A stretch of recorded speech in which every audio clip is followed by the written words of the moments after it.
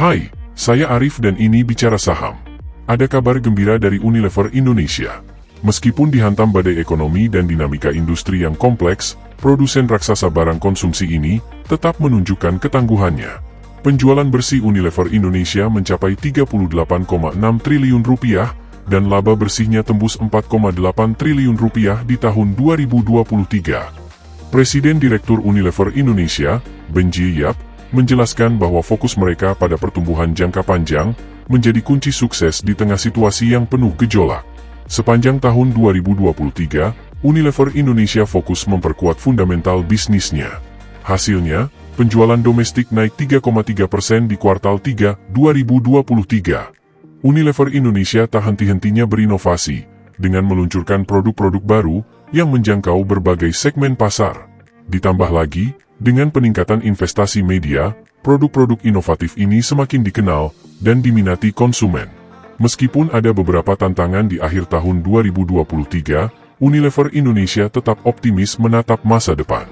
Indikator positif di awal tahun 2024 menjadi bukti bahwa Unilever Indonesia berada di jalur yang tepat untuk terus berkembang.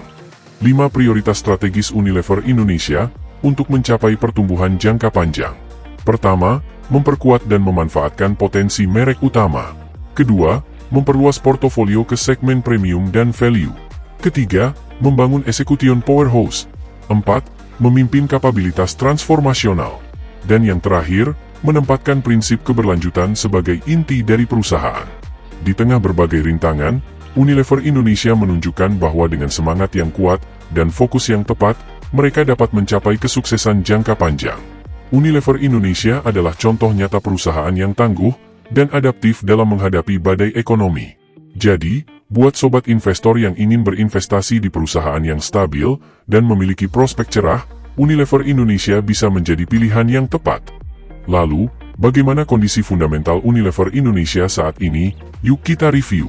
Tapi sebelum itu, ayo di like, share dan subscribe sebagai bentuk apresiasi dan membantu perkembangan channel ini. Terima kasih.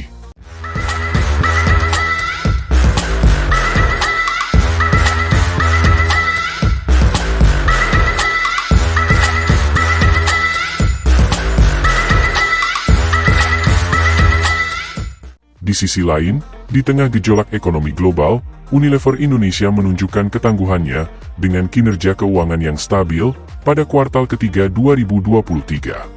Aset perusahaan mengalami peningkatan 606 miliar rupiah menjadi 18,9 triliun rupiah dan ekuitas meningkat signifikan dari 3,9 triliun rupiah menjadi 5,3 triliun rupiah.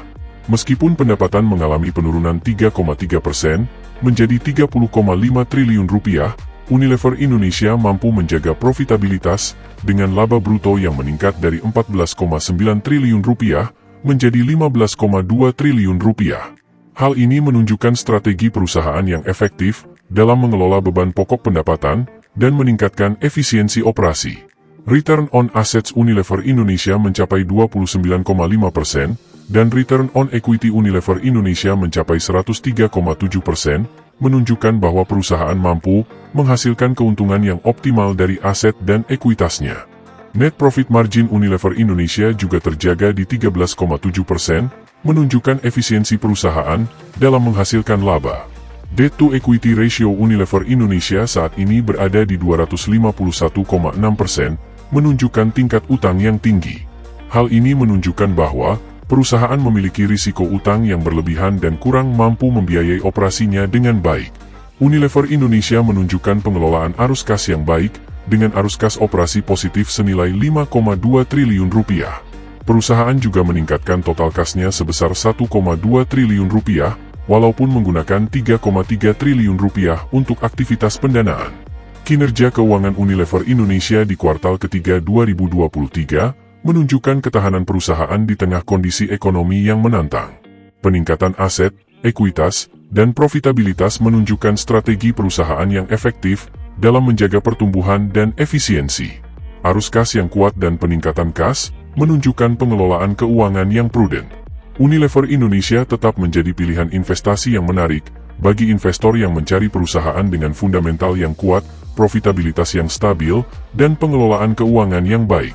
Akhirnya, Bagaimana pendapat sobat semua mengenai Unilever Indonesia? Tulis di kolom komentar. Tetaplah bijaksana, dan kita bertemu kembali pada analisa Artificial Intelligence selanjutnya. Saya Arif, Artificial Intelligence Finansial. Dan ini, Bicara Saham.